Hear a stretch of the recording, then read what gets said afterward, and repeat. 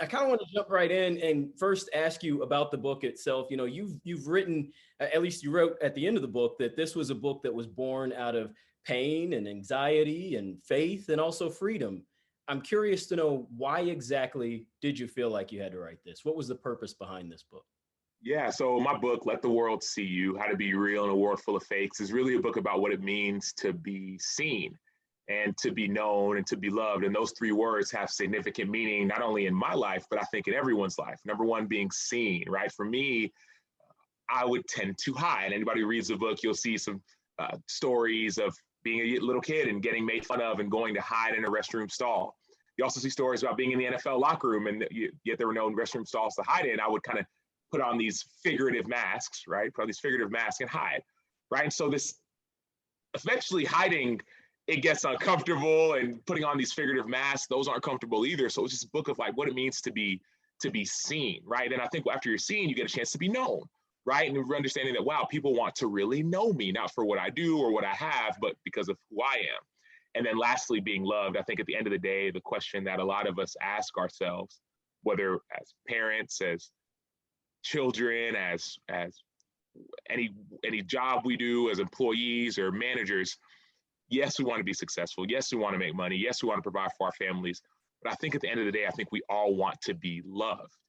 And so this book really tackles some of these emotions of fear, depression, anxiety, but also of joy and excitement and gladness, and what it means to be loved.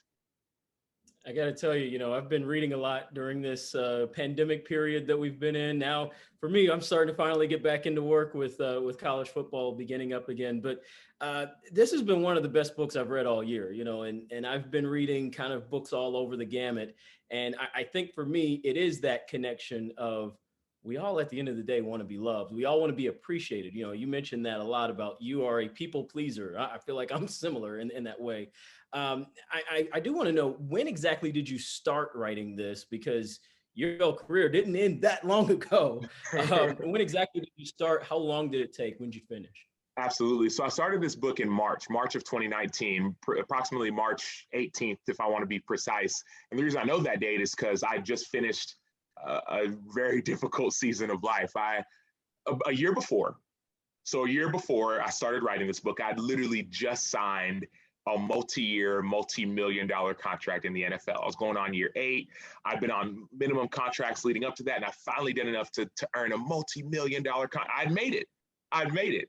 And it seemed like I'd arrived, but it seemed like as soon as I signed that dotted line, and I'm exaggerating a little bit, but in a lot of ways, it just seemed like, though on the outside things were going great, on the inside I was really struggling. My relationships with my wife weren't going the way I expected. I wasn't loving her well. With my kids, I was getting angry quickly. It was just some stuff was stirring inside of me, and I think it was all that weight, the pressure I was trying to put on myself to perform.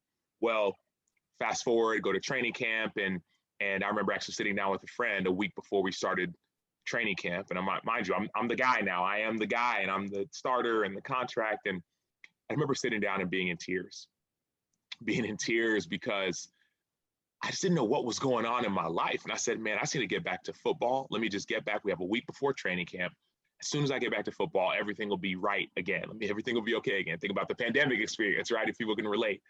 And he looks at me and he says, and mind you, I'm crying at this point. I'm like crying in front of one of my friends. He says, Sam, if that's how you feel right now, as far as waiting for football to start, he said, I'm actually afraid of what happens when football ends for you, for when you retire.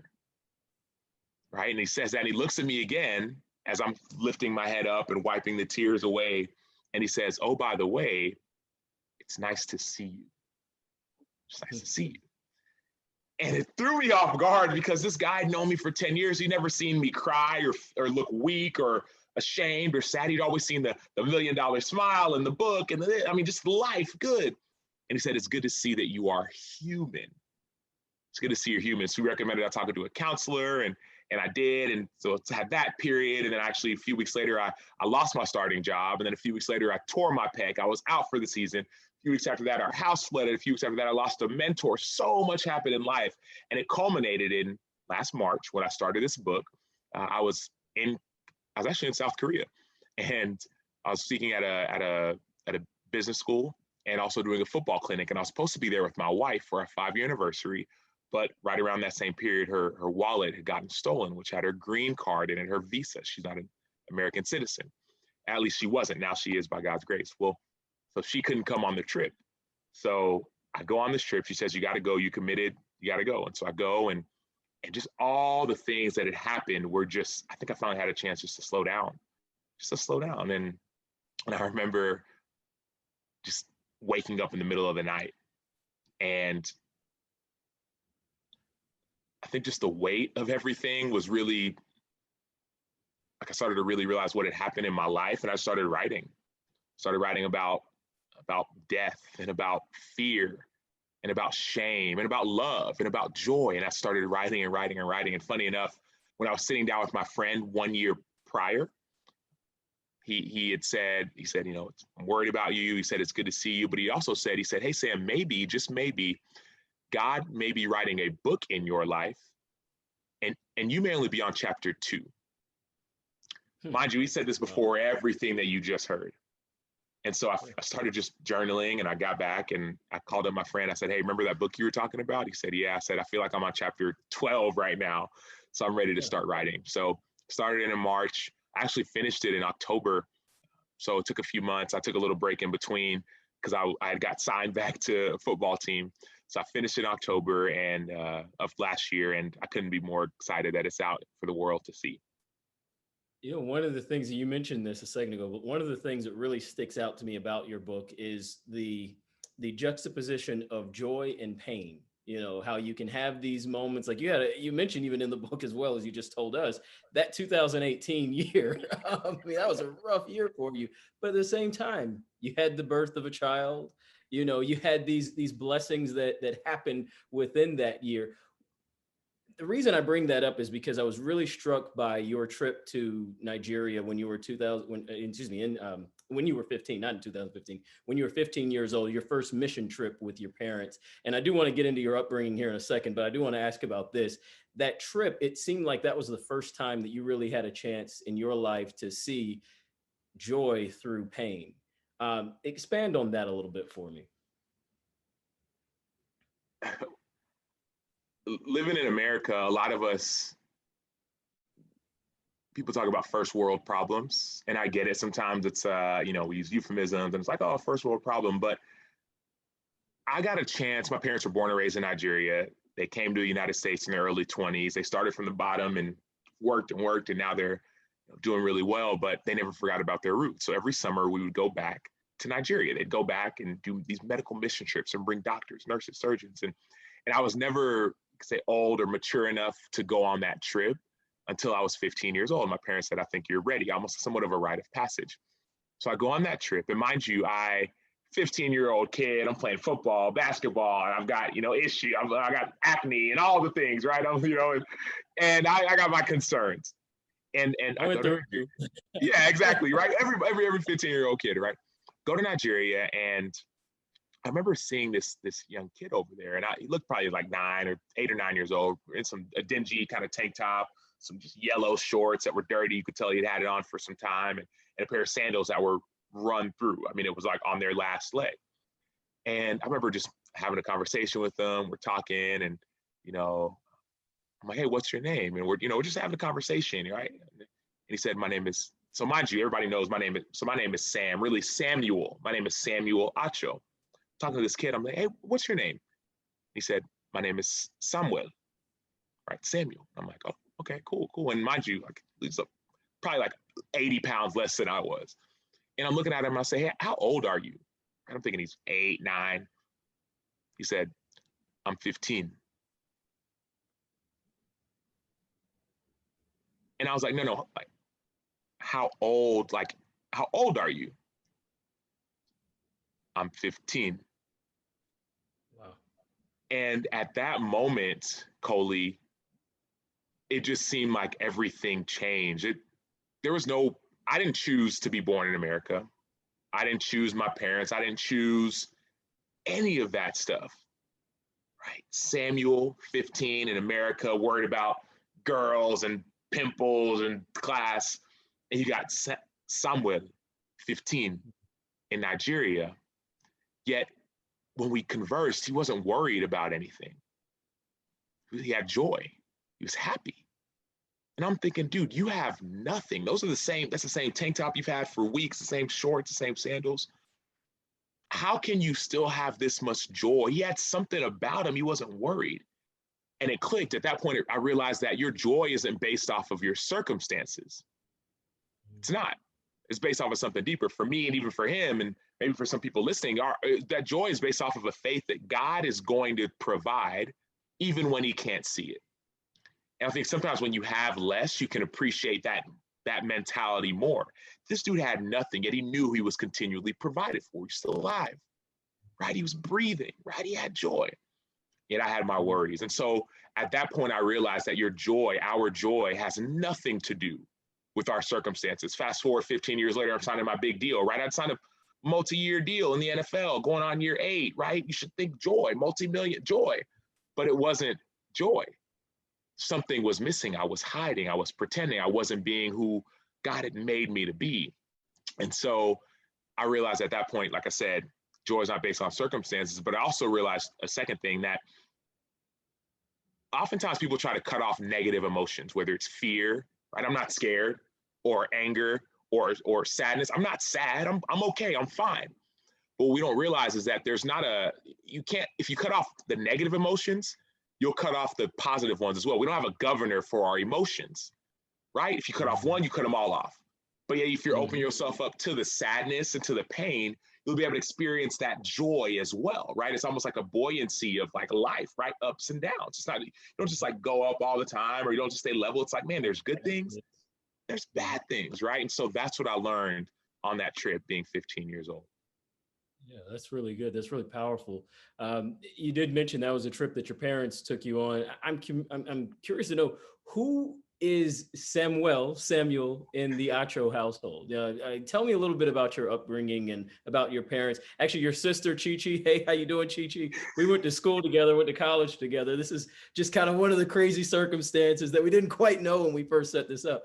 But tell me about your upbringing and your experience within your family. Absolutely. It's funny you mentioned Chi-Chi. That's my older sister, and y'all went to school together. And we heard about this. You said, I might know your sister. And I literally just got a text. My sister was like, I know Coley. So it's obviously a small world. Two things. One, I looked up to her a lot, just because in Nigerian culture, there's something about the oldest child and also the oldest son. But mind you, I had 2 older sisters, and it was me and my younger brother. So yes, I was the oldest boy, but I still had two big sisters to look up to and learn from. So I definitely looked up to and learned from them. But culturally, I grew up in a Nigerian household, right? First generation immigrants. So you got the food, right? Eating goat meat and oxtail and fried plantains and yam. And so that was our food, right? And the smells, right? And then you've got the accent, right? People don't know this, right? So I'm giving y'all an inside peek. My middle name is Onyedikachi. And I'm going to quiz y'all later. If you get it, I'm going to give you bonus points. Onyedikachi. Onyedikachi? Exactly. It's Onyedikachi, and it means, I see you, Coley. At the end of this, we got to see if everybody remembers it. Right. I might give a book away if you get it right. So it means who is like unto God. Another translation is there's no one who can compare to God. My parents have been praying for a son, because in Nigerian culture, oftentimes you pass down whatever you have back home to your son. And so they were almost like saying, God, thank you, right, for giving us a son. And so, but with that comes a little bit of pressure, right? It's like, oh, you got all these things. So I grew up in a Nigerian household, right? The smells, the food, academics was big, education was big. No C's were allowed in our household. That was kind of the thing. Really, B's were barely get by with a B. And also faith, that was really big in our house. But I went to school at a predominantly white school called St. Mark's School of Texas in Dallas. It's the #1 rated private school in the nation, and it's predominantly white. But I went to church at a predominantly Black church in South Oak Cliff. People know the song Oak Cliff. That's my hood, right? South Oak Cliff was a church I went to. So on Monday through Friday during the day, I was in this white bubble, if you will. On Sundays and Wednesday nights, I was in this Black bubble, if you will. And every other time I'm in my Nigerian, goat meat oxtail bubble. Yeah, and so I grew up in these different worlds. And yes, it definitely helped me understand how to relate to different people, but there definitely was somewhat of a mask that I would wear, right? If around Nigerian people, I would act, you know, whatever I thought they wanted. If I was around my Black friends, I would act how they thought I wanted, and same thing with my white friends. And so it was definitely an interesting upbringing, especially to add on to it being a people pleaser. Yeah, actually, another similarity between you and I, the high school that I went to in Atlanta, I'm from Atlanta, Georgia, originally myself, and it's sort of a St. Mark's school in Atlanta, I guess you could say. The neighborhood that I grew up in, all Black. The church I went to, all Black on the west side of Atlanta. So as I was kind of reading, especially that first chapter, and you're talking about the red Tommy shirt and the purple FUBU shoes, and that took me back to middle school. I'm telling you, man, that was it. I was getting roasted. I was getting roasted by my Black friend. I'm gonna call them friends right now because they were hating on me. I was getting roasted. I have my. It's funny. I'm wearing purple now. Maybe I need to change. I was getting roasted because I thought I was fly. I had this like a red Hilfiger shirt, some blue Nautica shorts, some brand new purple FUBU shoe. I mean, I was tripping. I was tripping. But I remember getting made fun of and laughed at. In Black culture, it's normal. It's like, oh man, what are you doing? What are you wearing? Da, da, da. But I didn't know how to deal with that as a 12, 13-year-old kid. So that was a time where I said, but what happened was that as they laughed and they joked, someone else said, oh, no, you don't know who that is. This is chapter 1 of the book, right? Let the world see you, how to be real in a world full of fakes. They said, oh, that's Dr. Acho's son, right? My dad is a businessman and he's he does mission trips, but he also was a pastor at a church. And they said, you can't talk about him. That's Dr. Acho's son. And even at that moment, I didn't feel like the sense of pride, like, yeah, they can't talk about me. It was like, dude, the only reason you're not talking about me is because of my dad. And so I almost felt the sense of shame. Yeah, I as I was kind of thinking about a lot of that, I thought about the sense of double consciousness, if you will, that you kind of have to have, the code switching that goes on, whether you're at home with your family, whether you're at church, whether you're at school. It's a unique world. We can get into that at some other point in time, just because I think that's a whole nother interesting topic to itself. By the way, I didn't really say this at the beginning. Julie said it. I should have piggybacked. If you've got questions, everyone, feel free to put them in the Q&A function on your chat bars down at the bottom.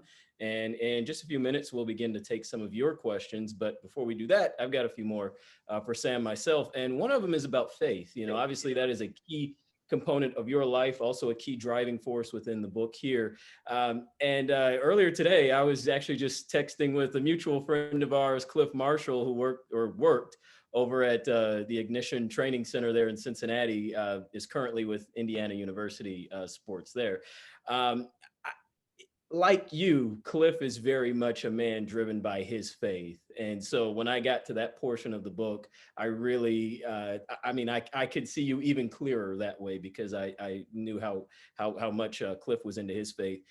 Being in the NFL, and I've covered NFL locker rooms, I've covered a lot of pro sports, even college sports. I know how hard it can be, but being in an NFL locker room with the temptations and all the jealousy, the envy, all these negative things that can pop up, how do you keep your faith when you're as serious about it as someone like yourself? You brought up 2 interesting words, Coley. You talked about really 3: temptation, but then you talked about jealousy and envy. We live in a world and a culture and a society where it's all about comparison. Who has the most followers on social media, the most money, the most clout? Who has the most? Yet, as a person who follows Jesus, he always said that the first will be last and the last will be first. He said, if you want to get into the kingdom of heaven, right? He said, become like one of these little children. Right? Have this almost like a childlike faith. He talks about right before Jesus went on the cross to go die, he was washing his disciples' feet. This idea of service. And so imagine trying to serve in a culture where it's all about self. Doesn't always fit. Early on in my NFL career, I remember, because people didn't know what to do with a Christian, like an actual somebody who doesn't just say, oh, I'm a Christian just because it's popular.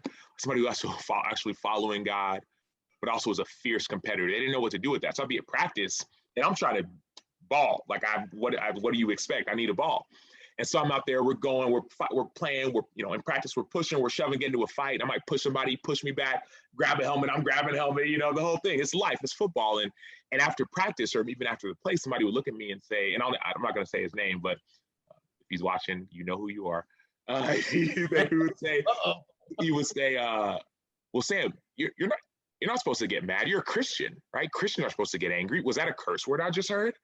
And mind you, as a competitor, I'm competing. There's no governor on that competition either.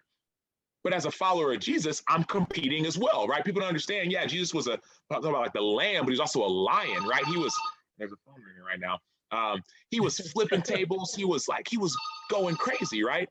Jesus was a fierce, not only a fierce quote unquote competitor, but a fierce just human, right? God in human form. Imagine that. And so for me, I'm trying to bring all my full force to the football field. And as a Christian, people don't know how to really deal with that, right? And so there was definitely a learning curve there. But also, I think the last thing I realized was that in a society, and it kind of goes to like, how do you be real in a world full of fakes? In a society where everybody puts their best foot forward, or they try to look good or look pretty. In a locker room, there's no hiding. There's no pretending. You're around these guys every single day, 7 days a week, for about 9, maybe 10 months of the year, for 10 hours a day. Can't hide. And so I think the biggest thing for me, why people see and respect me, is they saw that I was the same on Sunday during the game, on Sunday night after the game, I was the same. I was the same guy that was on Wednesdays and Thursdays. Like, that was the biggest thing for me. That's why I was like, bro, I can't hide. I can't pretend. I got to be real, not only with you all, but with everybody around me. Yeah, that's really good stuff. I want to ask you, I know we've got a couple more minutes before we're going to do our Q&A.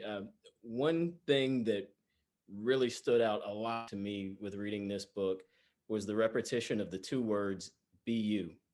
Why was it so important to continue to reinforce that message? You didn't just say it once or twice. You said it pretty often. I should have counted before this. I should have counted how many times I saw it, but it was a lot.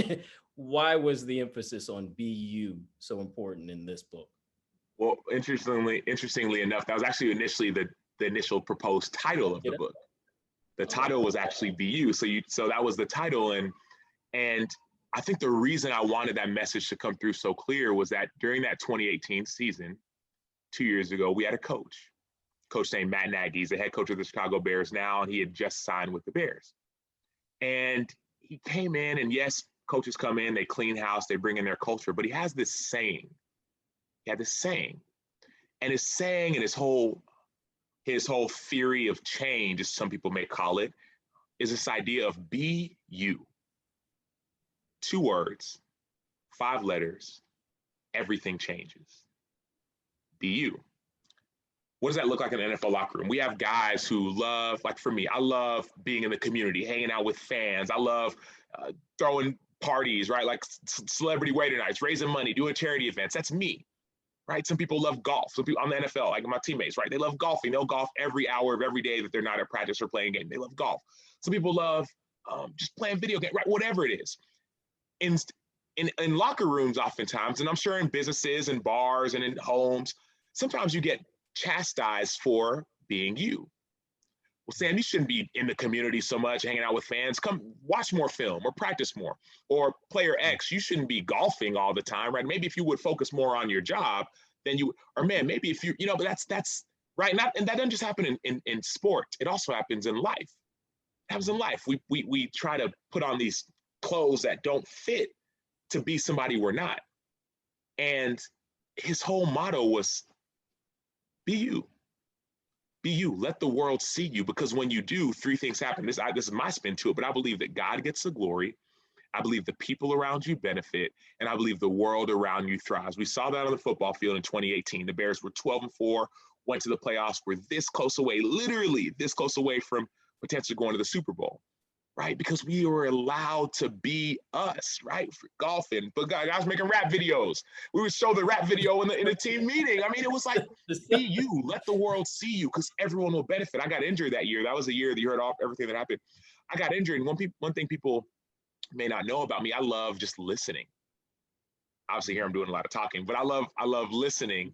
And I got a chance just to sit and listen to my teammates, to be a friend to guys who needed a friend. And you talk about that question about the NFL and competition and culture and self. I got a chance just to serve. And the people I served, they blossomed, right? Our team blossomed. And no, I wasn't on the field, but I was on the sideline. I was in the guys' ears. I was right next to them, serving them. And everyone around me benefited. And so that's why I believe, like, when you're you, I mean, the world could change. The world could change when you're you.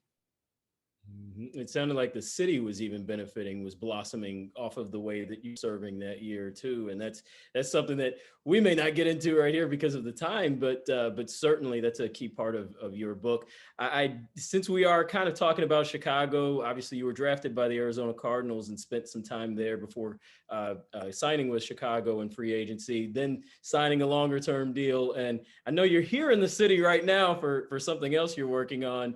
I got to ask you, your favorite pizza. What's your favorite deep dish, if you even do deep dish? I mean, I know not everybody who's not from Chicago. I'm not a huge deep dish person myself, but I do have a place. I'm curious to know yours. And I'm just curious to know also, what did you enjoy most about living in the city when you played in Chicago?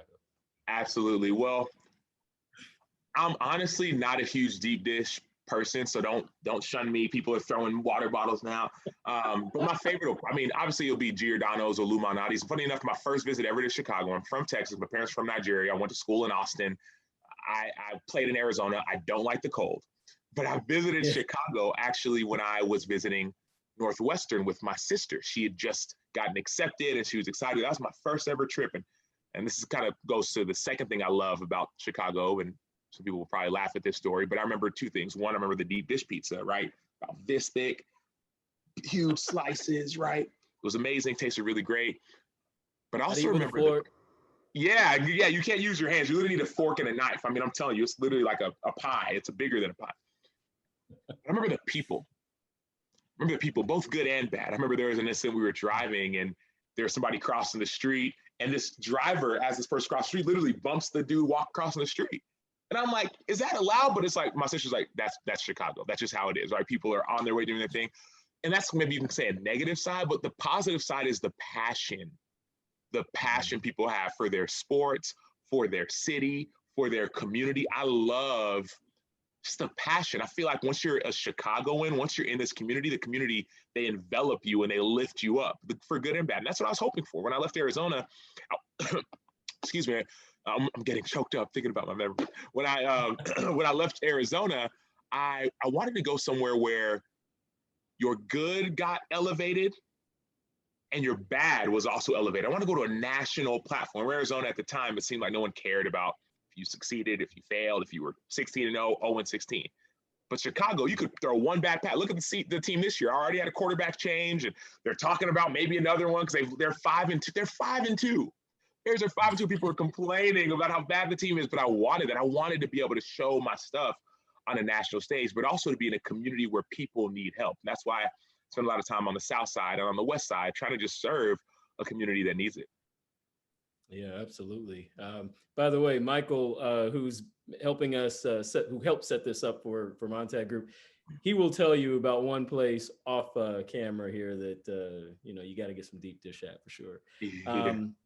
With that, I think we will close down our portion in terms of my Q&A with you. And I'm just going to go in and start to open up our Q&A chat. Again, make sure if you have questions, put them in the chat. And we're going to start off with a guy I know very well, Kevin Belby, who also will tell you about that same pizza place. So we'll let you do that.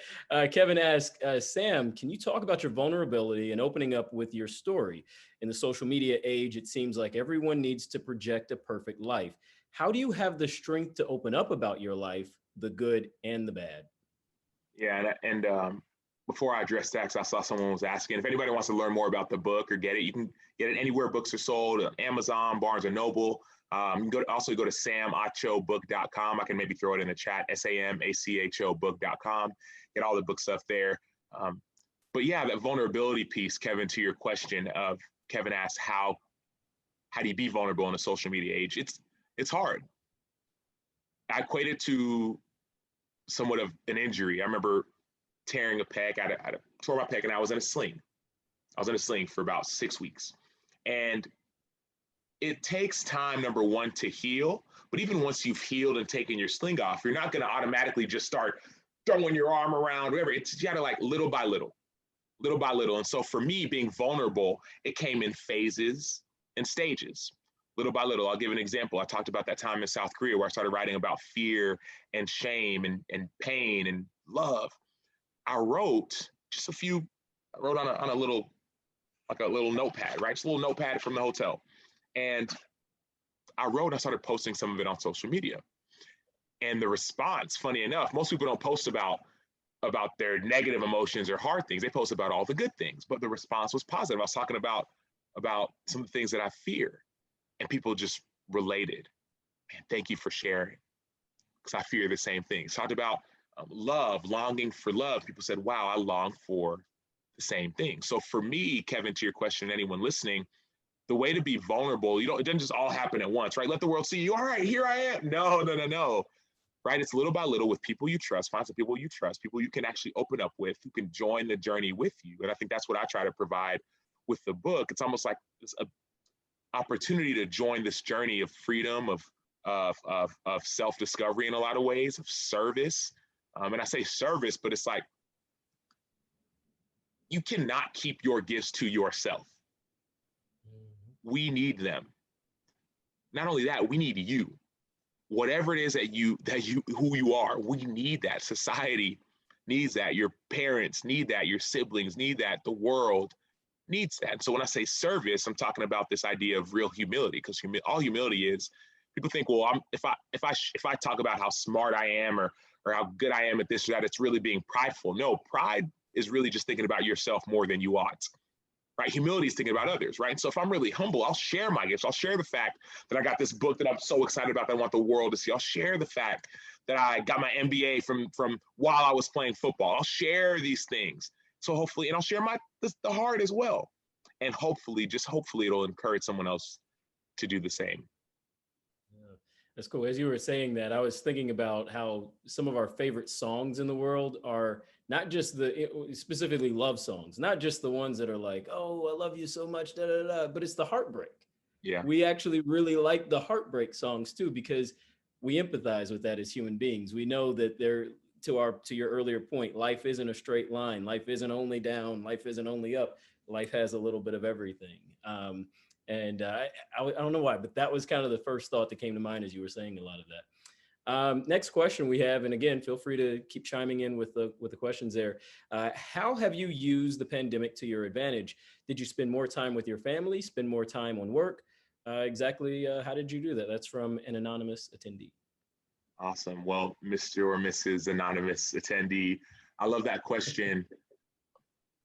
Nobody knew this pandemic was coming, and nobody knew how to deal with it, how long it would last, or nobody knew how bad it would be or how long it would last or how you're going to manage or cope. I had the advantage, if you want to talk about advantages, some might call it a disadvantage, of being in a similar experience to what we're at right now a year ago. So last year I'd gotten released by the Chicago Bears, and I wasn't happy or excited or overjoyed. I was in a lot of ways miserable. Football had been all I'd known for almost 20 years of my life. And it was hard. I don't know a better way to say it. It was really, really hard. I remember Sundays and I remember being in church services on Sundays, not being at football games. And I remember crying at the church service. I remember getting angry, go back to the hotel. We were in Buffalo, and I've just gotten released by the Bills. And I'm like, what is going on? And it was hard. It was hard. And I spent I thought I was going to be in Buffalo for a few weeks as soon as someone called. Well, a few weeks turned into a few months, and essentially was quarantining, if you will, last year in Buffalo. And it was at that time where I learned what Samuel taught me about 15 years ago. the idea that joy is not based on circumstance. We were staying at the Staybridge Suites in West Seneca, New York. Staybridge Suites. Was not on an NFL team, was not getting an income, was waiting for a call. And there were downs for sure, but it was almost as if God was reminding me that he loved me and he knew me before any team, parent, spouse ever could. Because I didn't have a lot, if you will, but I had God. And that was all I needed. And I never would have realized that if I didn't go through getting rid of that. And obviously talk about, relate. I never would have realized that if I didn't go through those hard times, getting everything extracted in a lot of ways from me. I had what I needed. Fast forward to the pandemic now. A lot of us are losing jobs, losing loved ones, losing our sense of security, losing our sense of trust. Things are being removed. I don't know who needs to hear this, but if you have God, right? Like Samuel taught me 15 years ago, he didn't have money, didn't have success, didn't have followers, didn't even have a phone.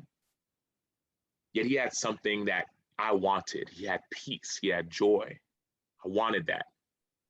But it took, and sometimes it does, everything being stripped away before you realize that you already have what you need. And so during this time, I've tried to remember that I already have what I need, right? I have a wife. She's an amazing wife. Been married for almost 7 years.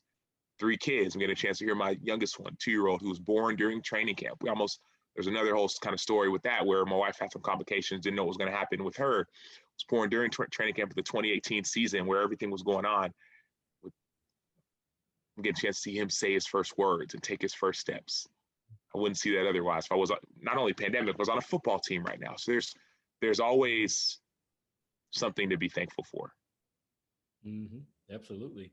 I'm going to try to get to the rest of these too. This is from another anonymous attendee. As a dad raising kids in a society where it can feel hard to show your true self, how do you instill the confidence in them to be real? That's a very good one. It's one of those questions where the people say it's simple, but it's not easy. How do you instill confidence in your kids to be real and to be vulnerable? It's a saying that people say, it says, people often say this, and I would say do the opposite. They say, do as I say, not as I do. I would say it's not even about what you say, it's about what you model.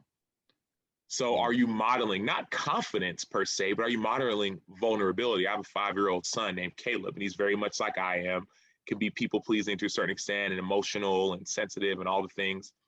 And I've had to learn how to apologize to a 5-year-old. To apologize to a 5-year-old. Why? Because I may have been wrong. And society says, well, no, if you're wrong, you put up a fight. No, I'm right. Social media, no, trolls, all the things. No, right? That's fake. The real is, hey, man, I'm hurt and I'm sorry. We were watching a game last year, and I think I was not on a team at the time. Maybe I was injured, so 2 years ago. And the team, we rooted for different teams, and my team had won in overtime. His team lost. He ran upstairs, and he as he's going upstairs, he said, nobody loves me. Right? I'm like, for whatever reason, that struck a nerve. And I said, what did you just say? And he said, nobody loves me. I said, don't ever say something like that again. And he goes upstairs, and I remember being like, number one, who am I? Right? Mm-hmm. But also feeling a sense of like, dude, that wasn't okay. It's not okay. It's not what I want to model. I want to model graciousness and showing favor and some. I don't want to. That's not how you model. So the next day, I actually went up to him, and this is actually after sitting down talking with the counselor about a lot of stuff during this whole kind of season of life, and he actually recommended apologizing. So I went the next day to my son. His name is Caleb, and I said, "Hey, Caleb."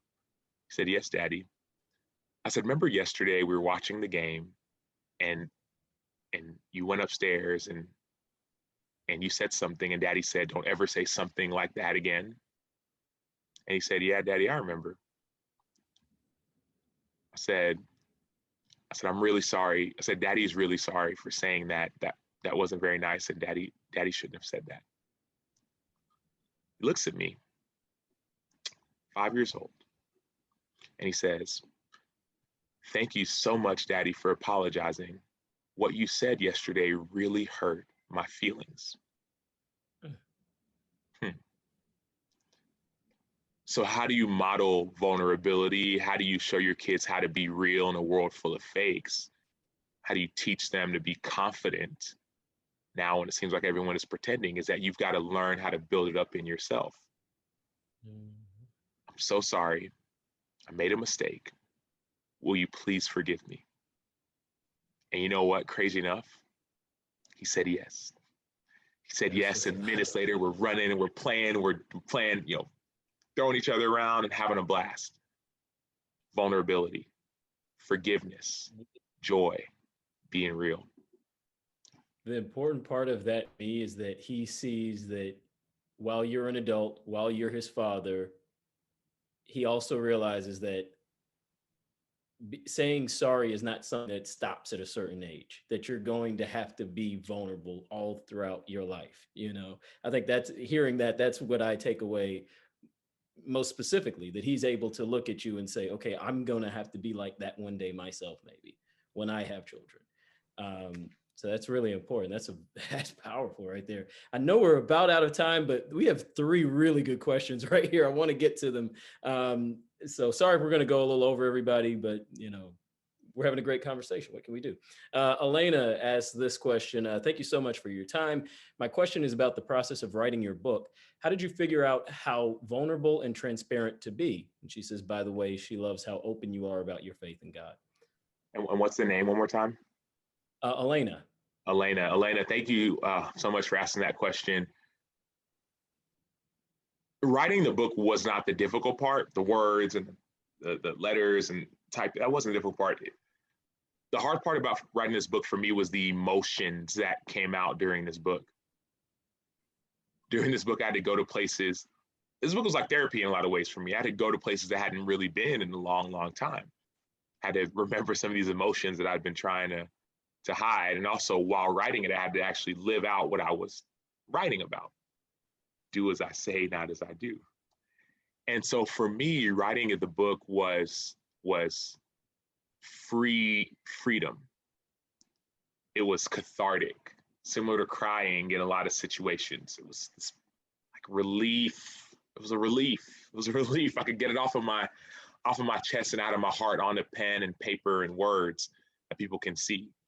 So it was difficult emotionally, but it was the best thing I could have done for me, for my family. It's funny. I don't even have to pick it up. In the back, people ask, what's your favorite part of the book? And for me, it's really the acknowledgements. It's the acknowledgements. I get a chance to thank, obviously, friends and family who were with me during the process, but I get a chance to thank my wife, who really, without her, this book never would have came to be. I get a chance to thank my son, 5-year-old son, said, thank you, Daddy, for apologizing, for his hugs. He just gives me these big old hugs. It seems like they're exactly when I need them. Got a chance to thank my daughter, who's 4 now, just turned 4. And for her, it's the kisses. She gives me these just precious kisses on the cheek at the right time. And my littlest one, my 2-year-old, got a chance to thank him. His name is Kelechi, which means thank God. And his middle name is Victor, right? So almost like we're saying thank God for victory. My parents said, man, who is like unto God? God, you're so good, right? That was us. That was me. For us, for me, it's, man, thank God for victory. God, you've given me victory, the ability to be able to be real and to be vulnerable. Oftentimes, the reason why people act out, whether it's with anger or all these different things, is that you're not letting people see you. You're hiding. So I think I'm learning how to name my emotions and learn how to be real. Yeah. We got 2 more here, and the first one's from Matthew, who asks about your younger brother Emmanuel. Was there a friendly rivalry with Emmanuel on the football field? We've seen Emmanuel also played at University of Texas, got drafted by the Browns, played in the NFL for a couple of years himself, and now he's actually my coworker working at Fox and doing great things there. So was there a friendly rivalry with you guys on the football field?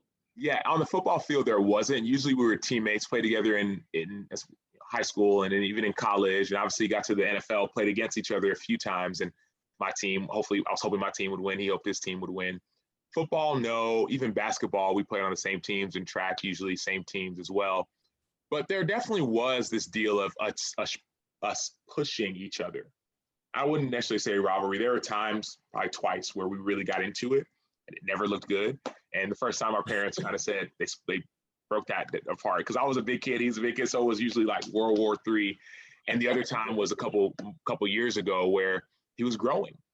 He was growing. I always saw him as little brother, and he was like, I'm not little. If that makes it, somebody can relate to that. I'm not just your little brother. I have my own identity. I'm my own person. Can you see me? I didn't see him. And that was the last time we really got into it. But I think more than that, there's a Bible verse in Proverbs 27. It says, as iron sharpens iron, so does one man sharpen another. We've been sharpening each other, right? We've been football-wise, we'd sharpen one another. He'd watch my games, I'd watch his. Even now in the TV world, I'm doing more of that. He's critiquing me and developing me and teaching me. And I'm trying to do the same, providing feedback, even with social justice stuff too. Right? The uncomfortable conversations he does and the work I've been doing in Chicago and beyond, right? We're helping each other grow. So I think that's the thing I've seen in our relationship. Yeah, you guys certainly are like, it seems like with everything, you guys are right there, right together on it. I love seeing that. And the last one that we have in our chat is from another anonymous attendee, but a really interesting question. It says, what support and advice do you offer to those who might not be as strongly motivated by religion? I love that question. I think number one is, even if you're not strongly like different people have different motivations, right? Different people. Some people it's their faith. Some people it's their family. Some people it's their legacy. Other people it's like they just feel like, man, they're just highly motivated people. So it doesn't always have to be real.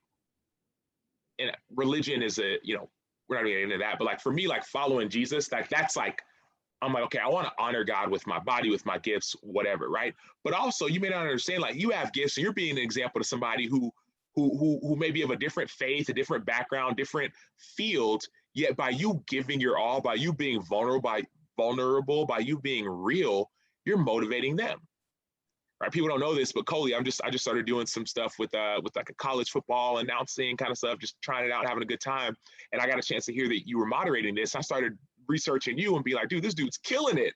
This dude is killing it, right? The Big Ten Network doing your thing.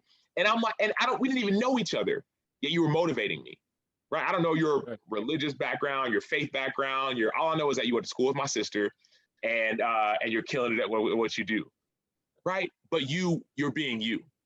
You're being you. You're using your gifts. You're not shying away from those gifts. And so I would tell that person to use your gifts, bring your gifts to bear, and just watch what happens next. Man, I actually needed that reminder. That's really good. Thank you. I'm serious, man. My last question for you as we wrap this up is, what's next? You've written the book, you've had an accomplished career on the field. As we just mentioned, you're into the TV world in a way now. What's next for Sammy Acho? Yeah, well, my desire, Coley, is number one, I'm trying to get on your level in a lot of ways, right? Like to do what you're doing. I love seeing that. I'm so serious. But also, like, I love encouraging people. I love speaking. Love encouraging, love going to I got a chance to share with some different organizations in the business world, just motivating, especially now, motivating employees and staff members and leadership, how to just bring your best to bear. I got a chance to share with a couple of universities, right? University of Texas, the McCombs. They had an alumni series sharing about, man, how to be the real you at work. Got a chance to share with a couple of different colleges, universities. I'm getting a chance to talk to the LA Rams a couple of weeks ago and talk with Chicago State University, to some of the student athletes there. I'm going to get a chance to talk to Clemson in a few weeks, by God's grace, the football team. It's about how do you be real and how do you be you? So my love, my passion, my joy is encouraging people. My friend, the one who said, hey, you may be on chapter 2 and hey, go see a counselor and all the things. He said, dude, and I asked him, I said, what do I need to do? Is it football? Is it business? What do I need to start doing? He said, dude, you're a professional encourager. So just encourage people. Just encourage people. And so you ask about what's next. Anywhere, anytime, any place I can go and encourage, whether it's virtual or in person, that's what I want to be doing with my life. Yeah, that was one thing that I really took away from the book was the encouragement. I felt like, okay, I can do something else with my life now. Oh, I can do this, or I can push through this wall, or I can forge this relationship in areas that I need to be better.